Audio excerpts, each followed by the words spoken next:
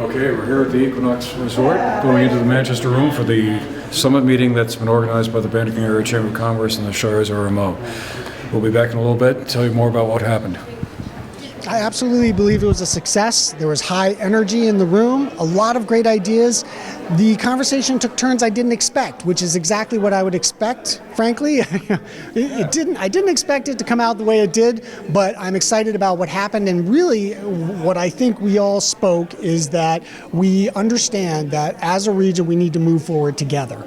And what we have, of course, the devil is in the details, and that's what we'll be challenged to address as we move forward. Tell us a little bit, what was your takeaway from the meeting? Do you think that this accomplished its purpose of trying to kind of generate some conversation, discussion? Or I think it's always constructive when you can put a group of community leaders such as was here today in the same room and focus on the longer term needs of this community. There was really very broad consensus on addressing some things like having qualified and capable workforce available, and the housing to house them, and the school system to support them, and that's just one example. I was very the consensus of what 4 or 5 things really need to happen there was broad consensus on those 4 or 5 issues. can you summarize for us what those 4 or 5 were? Workforce development was first. And that, of course, is going to be, people tend to isolate workforce development and tourism marketing and economic development, and they're all part of the same basic strategy of building regional identity and tuning that into a specific mission, but having this umbrella function. So creating a regional identity, I think, is really the first step. Then there are so many organizations in this community that have a sense of what they're all about, and if they can attach themselves to these 3 or 4 overriding priorities in their own way, then the community obviously is going to benefit. The fact that people are willing to get back together again to take on the detailed thinking with some of these issues is a very, very significant step. I think that maybe some people came in with certain opinions, and now that's softened, like it's softened the edges a little bit. I think that minds are a little more open, and I think that people see opportunities in different ways than perhaps when they walked in today. We certainly didn't necessarily maybe make any hard, fast decisions today, but I think it's never a bad idea for a bunch of successful, smart, committed, community-oriented people who are committed to Vermont, whether you're Manchester or Bennington. I never think that's a bad idea to get us all in the room together. Well, how viable do you think that this whole regional cooperation idea is? I mean, we've had a long track record of trying to do regional things, but it always seems to come back in the end that we get divided by localities or parts of the county or across different business sectors. So what's different now, you think, that would make a more regional approach that we heard a lot about this afternoon more viable? Well, I think that here in Vermont, there's opportunities perhaps we're missing. On the economic side, perhaps we're not getting as many new businesses as we'd like to. Perhaps we're not keeping our young people here. I mean, we read about these things all the time. Perhaps we're not taking advantage of our big opportunities. In the meeting here, I talked about things like when season passes go on sale at Bromley. Whether you're in Bennington or Manchester or in Peru, Vermont, that's big news. And we need to share that as a region amongst ourselves, but also tourism, which is, I just had an interesting conversation about tourism in Manchester, maybe what industry is in Bennington. When you think about opportunities, and because you can do things industrial-wise in Bennington that maybe you can't do in Manchester, and vice versa, right? We're very close to mountains. We have a lot of recreation, and that's not saying Bennington doesn't. But I think seeing these opportunities and sharing these real big news, Garlic Fest in Bennington, we all need to know that here. That's a big event for our region. People might stay in Manchester because they're going to Garlic Fest. People might stay in Bennington because they're going skiing at Bromley. You know,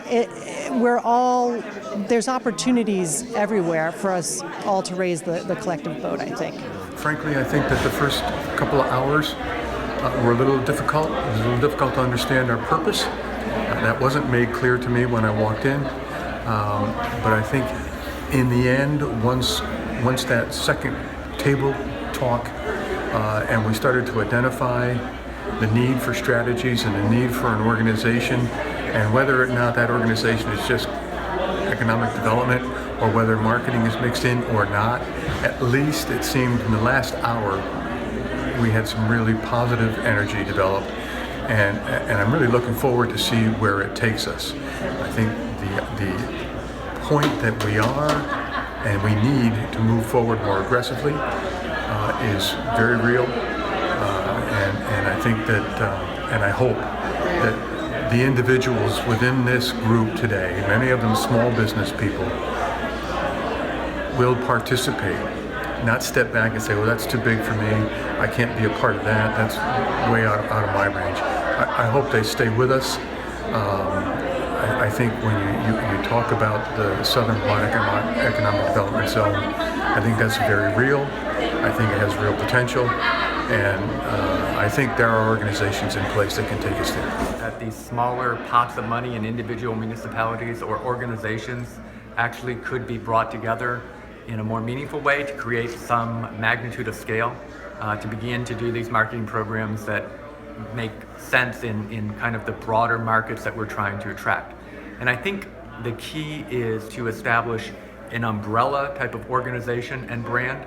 Nobody's suggesting that you can't do your individual branding. The shires, the local municipalities, the local organizations can keep their own brands, but if we are somehow able to come together and do this under a larger umbrella, I think we begin to get to the scale that begins to make sense and can be put together really meaningful types of marketing programs. I think it's the first time we've had all the county together with the various influential leaders, whether that be the municipalities, the politicians, business leaders, innovators, entrepreneurs, chambers, all in a room.